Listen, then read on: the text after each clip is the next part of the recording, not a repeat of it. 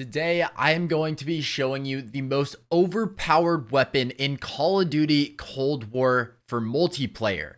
And you need to be using this because it will automatically raise your KDA. You will be dying less and you will be getting way more kills. This weapon is an absolute laser, and that's the Krig 6. I will be showing you guys the best attachments you need to be putting onto this weapon to turn it into an absolute monster while playing Call of Duty Cold War multiplayer. But before we get into that, I do have to ask our question of the day, and that is, what weapon is your favorite in Call of Duty Cold War so far? Mine personally has got to be the Pellington 706 because I love quick scoping.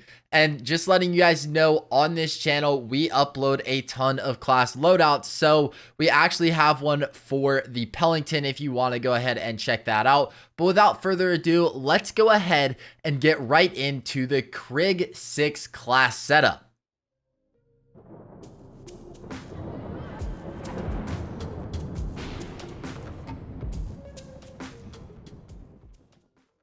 So here we are on the edit class page, and as you can see, we are rocking the gunfighter, which does allow us to unlock 3 additional attachment slots for our primary weapon.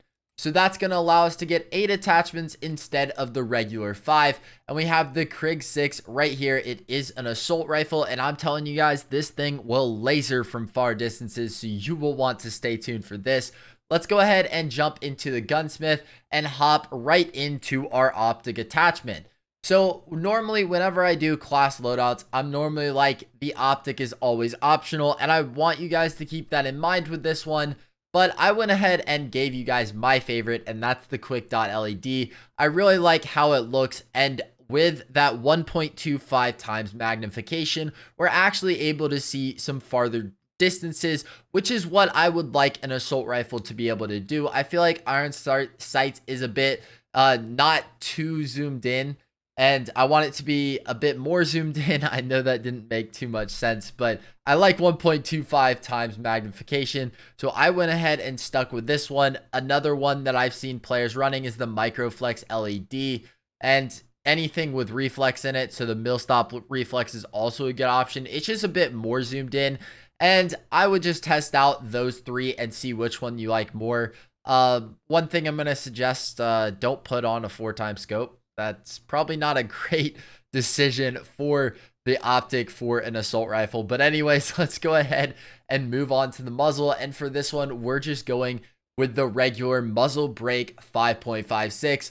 And we go with this one mainly because there aren't any cons, and we do get a pro, and that is plus 4% vertical recoil control.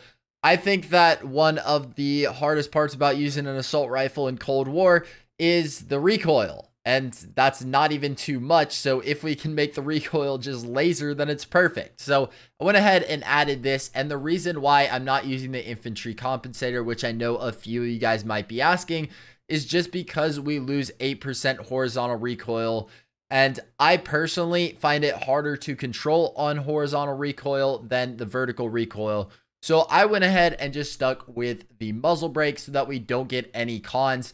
So that's what I would go with. If you want to stick with the infantry compensator, then that's perfectly fine. But for the muzzle, I would go with the muzzle brake 5.56.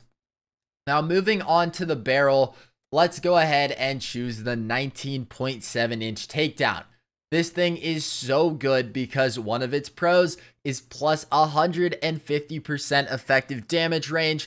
And like I said earlier, I want to be using my assault rifle from farther distances. So I went ahead and put this baby on because now we're able to basically deal the same amount of damage from a farther range. And our only con that we get is minus 5% sprinting move speed.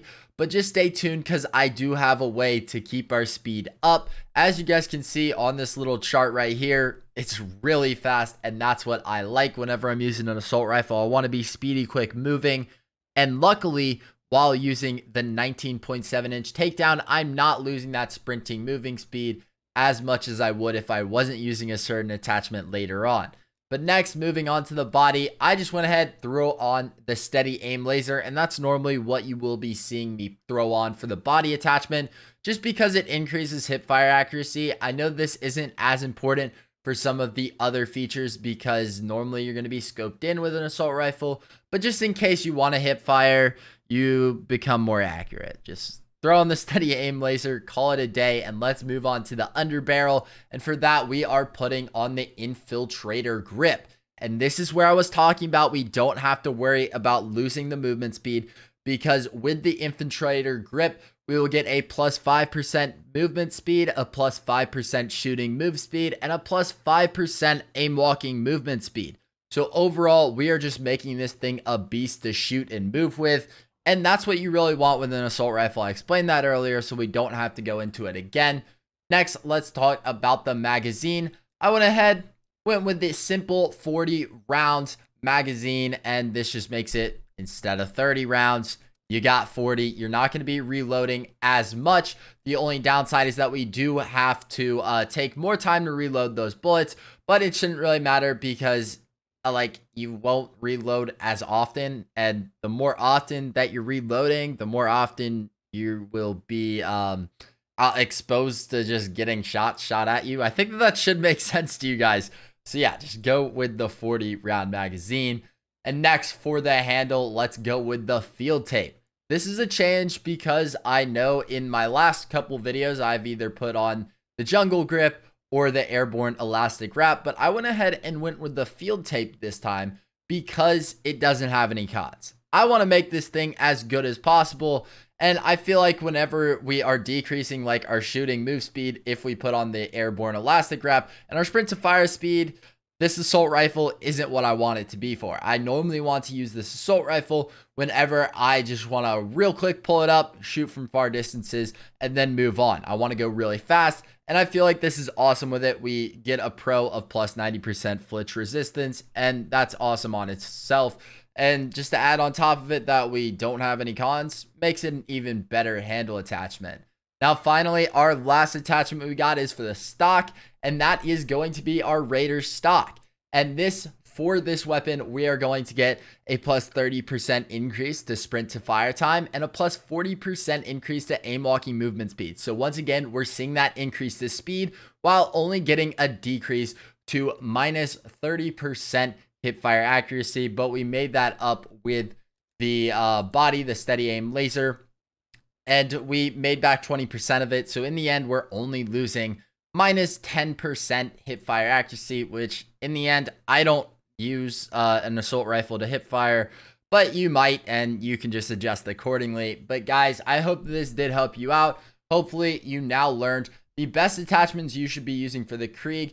If you are running another weapon, I would put the knife in there, put the stun grenade, the frag, the field mic, pocket UAV. I literally say that in every single video, and I'm going to keep on saying it. Some of the perks that I would go ahead and go with if we're playing multiplayer is the flak jacket. And I swapped this one out from the tactical mask, which maximizes the resistance to flashbangs and stun grenades. And I chose this one out because I was dying to explosives way too often. So I went ahead, threw this one in there. And then I also went ahead and just chose scavenger for perk 2 since it is an assault rifle. Got to take care of that ammo, and scavenger will help with that. Then finally for perk 3, it is a no-brainer here. I'm going with ghost. I do not want players to know my location, so we're going to go ahead and throw that one on there. And we already talked about the wild card, but guys, if you like this content and you want more class setups, more loadout videos, then be sure to subscribe with notifications on, because we're on our way to 1,000 subscribers and all of your help is appreciated. That being said, I hope you did enjoy today's video. Be sure to let us know the answer to the question of the day, which is, what was your favorite weapon in Call of Duty Cold War? Hopefully this video helped change your mind, and hopefully now you will see how amazing the Krig is. If you haven't already, be sure to try it out. But that's going to wrap it up for me today. Thank you so much for watching, and I will see you all in the next one.